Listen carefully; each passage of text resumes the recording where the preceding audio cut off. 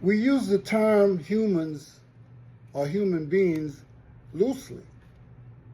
But I'd like to give you the definition of humane. It says characterized by tenderness, compassion, and sympathy for men and animals, pertaining to humanistic studies. And then it goes on to say down here where it says humaneness, gentle, sympathetic, benevolent. Now, we're going to look directly at ourselves and say that you cannot change anything until you change yourself. And if we, as human beings, think for a minute that we are humane and we treat people of a different hue the way that we do, and we all have it. I mean, you may not like this fact, but we all have some of these racial biases. And the fact of the matter is, we just don't have it to the degree that some do. And some the system works for, and some it works against. Now, the reason why I'm bringing all of this out is because when we look at society and we talk about human beings and we talk about being humane, if that's the case, why are we in the shape that we are in right now? The world is in the shape that it's in right now. And why do we let people who's supposed to represent us, who's supposed to keep our nest egg, okay, growing and for us so that when we retire after 30, 40 years of serving a country that is humane, we'll have something to live off. But we can tell by the way that our country teaches and treats its own citizens that there's nothing humane about us. What we support is, and this is the lack of humanity, those that already have too much, we put in authority, because you have no authority unless somebody gives it to you. And also, unless they allow themselves to be treated as such. Now, I say all of this because we are 3,000 miles away from some countries or some American or British or French colonial periods that they extend now, and they talk about in terms of aid and humanitarianism and things like that.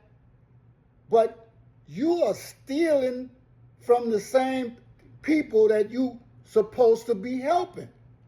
And we and those people do absolutely nothing. Now, I am not trying to create a protest or anything like that, because you have your own mind. Well, I thought you had your own mind, but I could see, somebody had to help me get my true mind back, because obviously we have lost our minds to put up with people stealing from us, mistreating us, and living in a society where we supposedly hold the power. Getting back to being humane. We can't even treat our mothers, our fathers, our aunts, uncles, brothers, sisters in a humane way sometimes. So how in the world are we going to do it outside of our home? When I was growing up, everything started in the home. And my grandmother didn't play around. I wasn't scared of my mom, but my grandmother, I was scared of her. And it's not about being afraid, but you are afraid of the people you put in charge because you know that they don't care nothing about you, but you still feed into that system. And I tell you, a group of people that I can't understand that look just like me. I mean, it's almost as though either you die on your feet or your knees. The fact of the matter is, this country, this whole world probably started with some type of a revolution or explosion between, I would say explosion of thoughts, actions, and mostly the quest for power. We have to understand that revolution is about change. If everything was perfect, you would not need change. And the people that's in power don't want change because they are making out like bandits. You see, most of the rich people, they act like they gangsters. But the minute it gets hot or it's time to go to war, you can't find them.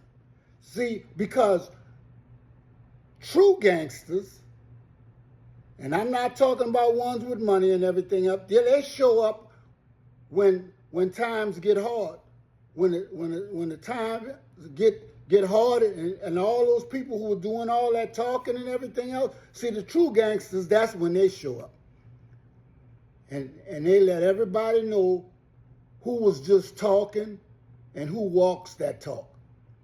Something similar to what happened when they had a bunch of leaders in a room, and one of our senior military people called somebody a disgrace, and he ran because, see, he could not exist in that space because there were men in there.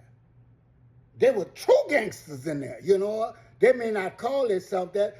Their ranks are generals or admirals and stuff like that, but they operate on a level above most human beings because they have so much control that they have to think about more than themselves. See, we are selfish I don't know if it's by nature or what, but we are selfish. But we're also fearful, but we act as though we're not. Because if you weren't fearful, you would not let one person or one group of people or government or police force or anything misuse you, your children, and the society you live in. But that's the problem. And see, the problem starts within you because we have these biases, and I'll tell you something. It hurts, but it's true. Asian people think they're better than black people. Indian people, they're better than black people. Black people, some of them, call themselves bourgeoisie or whatever, think they're better than some other blacks. Whites think that they're better than everybody, and there's no whites, but there's Europeans. And they tell you this, but they also show it to you because they own almost everything, along with some Asians. But this is the fact of the matter. And there's Indians and all kind of things. The fact of the matter is the Europeans have taken over and have been in charge for so long, they don't know any other way. And the way that they got there was plain violence, gangsterism.